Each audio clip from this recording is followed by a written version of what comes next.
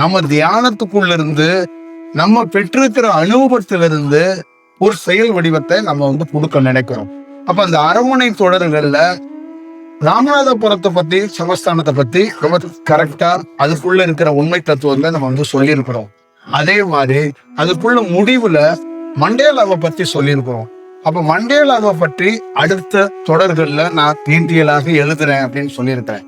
அப்ப மண்டேலா அவர் இருக்கிறது தென்னாப்பிரிக்கா, ஆனா நான் குறிப்பிட்டிருக்கிறது அவர் அமெரிக்கான்னு குறிப்பிட்டிருக்கிறேன். அப்ப நிறைய பேருக்கு தென்னாப்பிரிக்காக்காரரு ஏன் அமெரிக்கா என்று குறிப்பிட்டிருக்கிறார்கள், இது பிழையாக இது ஏற்பட்டுருச்சா, இல்ல இது பிரிண்டோட மிஸ்டேக்கா, இல்ல இவர்கள் வேற ஏதாவது ஒரு விஷயம் இருக்கா அப்படின்னு கேட்டா அது நிச்சயமாக திட்டமிட்டு அதை கண்டறிந்துதான் எழுதப்பட்டது.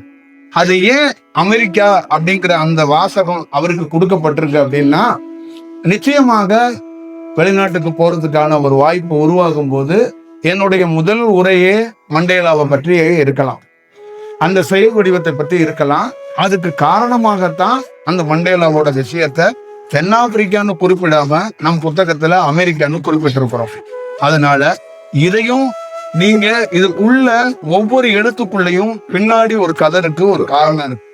இதுதான் நம்ம சூட்சமம் அப்படின்னு சொல்லுவோம்.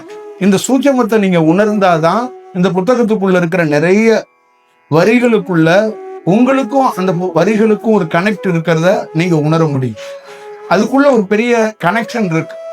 நீங்க வெறும் ஒரு புத்தகம் இறைவனை பற்றியோ தியானத்தை பற்றியோ எண்ணம் பற்றியோ எழுதுவதற்காக எழுதப்படுறது அல்ல. நல்ல ஞாபகம் வச்சுக்கணும், இறைவனை எந்த எழுத்தாளர்களாலும் எழுத முடியாது. இந்த பிரபஞ்சத்தை முழுசாக யாரும் உள்வாங்கி அதையும் அப்படியே எழுதிட முடியாது.